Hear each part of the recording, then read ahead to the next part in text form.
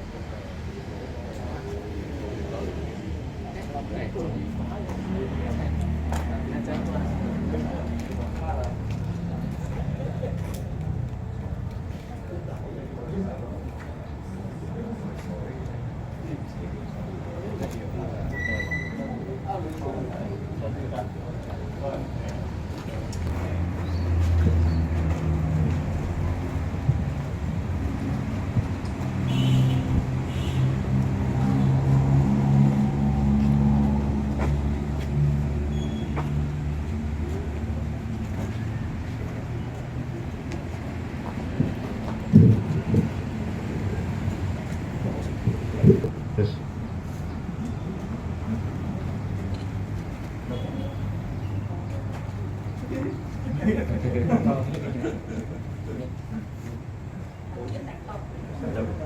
Penyadap.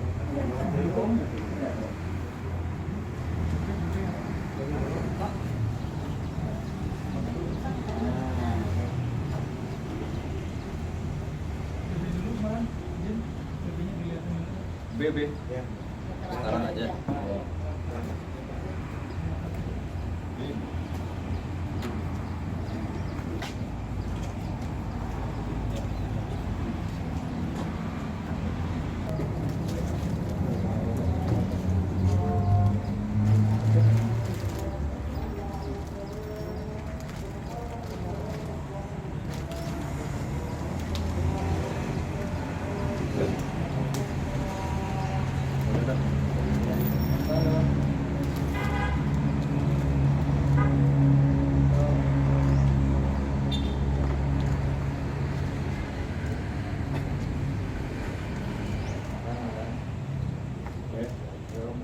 Kami dari Polres Kuningan dan jajaran Satreskrim akan merilis hasil ungkap kasus yang berkaitan dengan perkara persetubuhan dan pencabulan terhadap anak di bawah umur. Sesuai dengan rumusan pasal 81 dan 82 Undang-Undang RI nomor 17 tahun 2016 tentang penetapan peraturan pemerintah pengganti Undang-Undang nomor 1 tahun 2016 tentang perubahan kedua atas Undang-Undang nomor 23 tahun 2002 tentang perlindungan anak menjadi Undang-Undang pasal 76D Undang-Undang RI nomor 35 tahun 2014 tentang perubahan atas Undang-Undang nomor 23 tahun 2022 tentang perlindungan anak. Undang-Undang RI nomor 11 tahun 2012 tentang sistem peradilan pidana anak atau SPPA. Beberapa kasus yang berhasil kita ungkap. Di sini ada 5 kasus ya, tentang waktu dari bulan Oktober 2022 sampai dengan bulan Januari 2023. Yang pertama, tersangka dengan saudara AR alias D, 19 tahun, pelajar, melakukan perbuatan dengan modus bahwa pelaku mengancam akan menyebarkan video anak korban yang sedang bertelanjang dada jika anak korban tidak mau melakukan persetubuhan dengan pelaku. Status perkara dalam tahap penyidikan atau tahap 1. Ini modusnya itu pelaku berpacaran dengan anak korban. Ya, anak korban berumur 17 tahun. Kemudian yang kedua, tersangka saudara DS 39 tahun, buruh harian lepas, melakukan perbuatan dengan modus bahwa pelaku membujuk dan merayu anak korban dengan alasan ingin membersihkan kemaluan anak korban yang sedang kuliah. Status perkara dalam penyidikan tahap 1. Tersangka DS merupakan ayah tiri dari anak korban yang melakukan bujuk rayu terhadap anak korban dengan cara yang tadi. Anak korban berusia 14 tahun dan kelas 2 SMP. Kemudian yang ketiga, ini adalah anak pelaku FNH 17 tahun melakukan perbuatan dengan modus bahwa anak pelaku meminta izin kepada orang tua anak korban untuk menginap di rumah anak korban dan melakukan perbuatan cabul yang kemudian dipergoki oleh ayah korban di rumahnya. Modus operandinya, pelaku berpacaran dengan anak korban yang masih berusia 14 tahun dan masih kelas 2 SMP, status perkara dalam tahap penyidikan. Kemudian yang berikutnya lagi, tersangka saudara ADS 19 tahun, wira swasta, melakukan perbuatan tersebut dengan modus bahwa pelaku berjanji akan bertanggung jawab apabila anak korban tersebut hamil karena pelaku melakukan persetubuhan dengan anak korban yang masih perawan. Status perkara dalam tahap penyidikan dengan modus operandi pelaku berpacaran dengan anak korban yang masih berusia 14 tahun dan masih kelas 2 SMP.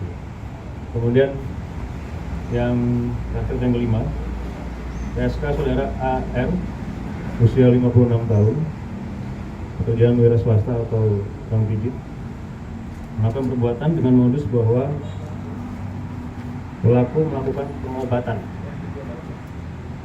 terhadap anak korban dengan cara melakukan pencabulan dan memasukkan jari-jari serta melakukan persetubuhan terhadap anak korban dengan alasan pengobatan. Kemudian yang terakhir ini, karena baru saja kita ungkap, kami akan jelaskan secara lebih detail. Jadi pelapor atas nama saudara Karsan, kemudian anak korban LAN 17 tahun, tindak pidana persetubuhan terhadap anak di bawah umur sebagaimana dimaksud dalam rumusan pasal 81 ayat 1 dan 2 Undang-Undang Perlindungan Anak dengan ancaman pidana paling singkat 5 tahun dan paling lama 15 tahun. Waktu dan tempat kejadian hari Minggu tanggal 1 Januari 2023 kurang lebih jam 8 pagi, bertempat di dalam rumah pelaku yang beralamat di Kecamatan Garawangi. Barang bukti yang berhasil kita amankan, satu pasang baju tidur panjang warna merah muda yang ada di sebelah. Kemudian satu unit handphone merek Oppo F7 berwarna hitam biru yang digunakan untuk merekam. Kemudian visum et repertum dari RSUD 45 Kabupaten Kuningan. Kronologisnya yaitu pada saat hari Minggu sekira jam 08, anak korban memberitahukan kepada pelapor bahwa anak korban telah berobat kepada pelaku karena dianggap pelaku bisa menyembuhkan penyakit luka benjolan yang terdapat di dalam alat kelamin untuk kemaluan korban. Namun pada saat berobat, pelaku menyuruh anak korban untuk membuka semua pakaiannya dan kemudian melakukan perbuatan pencabulan tersebut dengan cara memegang-megang, memasukkan jari-jari pelaku dan kemudian melakukan persetubuhan sampai terjadinya klimaks. Dan pengakuan dari anak korban serta keterangan yang kita dapatkan bahwa sudah melakukan lebih dari 3 kali, sehingga anak korban melapor kepada orang tuanya dan kemudian orang tuanya melapor kepada kita. Demikian rekan-rekan semuanya yang dapat kita sampaikan untuk masalah rilis kasus pencabulan terhadap anak maupun persetubuhan. Kemudian ada satu perhatian ataupun satu himbauan terhadap warga Kuningan, terutama mengenai banyaknya kasus-kasus pencabulan ataupun persetubuhan terhadap anak. Sebaiknya memang mengedukasi kepada anak-anak kita semua untuk tidak mudah terpancing, bujuk rayu, ataupun dengan mudah dan gampangnya orang asing menyentuh bagian-bagian tubuh dari daerah privat. Jadi diajarkan kepada anak-anak kita bahwa kubur adalah merupakan privasi bagi dirinya masing-masing, dan dia harus bisa menjaga daerah privasi tersebut baik dari orang asing maupun dari orang tuanya sendiri, sehingga tidak akan mudah dan tidak akan gampang percaya, apalagi sekarang sudah banyak modus-modus yang dilakukan dengan alasan pengobatan namun berujung perbuatan cabul bahkan bersetubuh. Jadi itu yang dapat kami himbau dan kami sampaikan supaya bisa memberikan edukasi maupun pemahaman terhadap anak-anak kita semua. Semoga tidak gampang terbujuk rayu dan semoga tidak gampang percaya dengan apa yang menjadi alasan, apalagi alasan pengobatan dengan cara melakukan pencabulan ataupun persetubuhan. Terima kasih rekan-rekan media, selamat sore. Kenapa? Yang terakhir korbannya ada berapa? Kalau hasil penyelidikan kami sampai dengan sekarang baru satu. Kami juga akan terus lakukan penyelidikan karena yang bersangkutan berprofesi sebagai penggigit, mungkin ada korban-korban lain. Kami secara welcome atau terbuka untuk apabila ada korban yang ingin melaporkan, silakan melaporkan kepada polisi. Ya, lokasinya di mana sih kalau pengobatan itu di rumahnya? Ya, Di rumahnya, di Rawat. Gimana kemarin bisa dijelaskan lebih cara operasinya, kemudian jamnya, dan bagaimana modus dia bisa mendapatkan dana?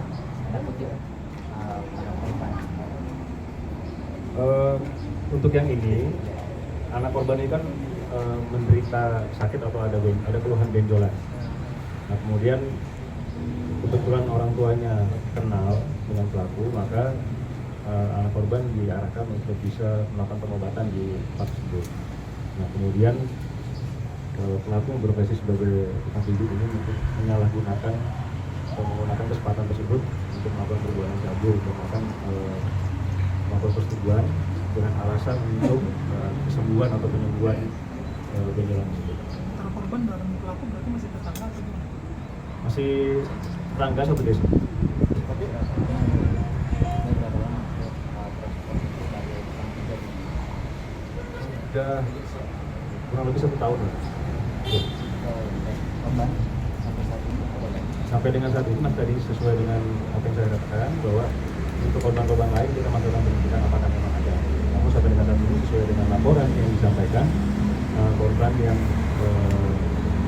oleh pelaku yang dilaksanakan oleh pelaku digigit kemudian melakukan pencabulan baru. Ada ancaman nggak korban? Tidak ada. Bahkan pelaku ini merekam dengan alasan nanti videonya akan digunakan untuk fantasinya sendiri. Itu banyak teman-teman. Mohon maaf. Rekaman seperti itu yang dilakukan pelaku terhadap Yang kita temukan di handphone sampai dengan saat ini baru yang rekaman yang tadi satu itu. Berapa kali kalian? 3 kali melakukan? Sudah 3 kali, Mas. Di hari yang sama itu?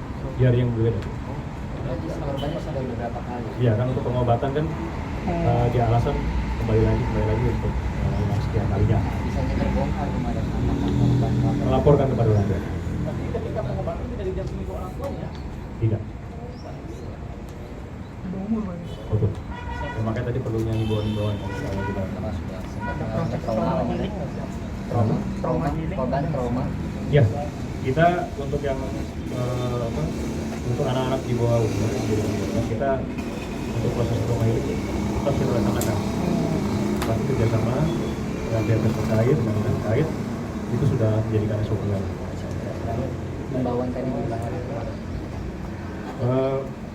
kepada seluruh orang tua maupun kita semua yang masih punya anak kecil, sebaiknya memberikan edukasi dan pemahaman pada mereka bahwa tubuh mereka adalah privasi yang harus dijaga. melapor kalau Ya. memang jadi korban. Jelas. Bisa diulang kalimat yang lain. Jadi kalau memang ada yang melakukan perbuatan tersebut dan merasa tidak nyaman, silahkan melaporkan kepada polsek maupun polres terdekat. Itu bisa kita lanjut ke dalam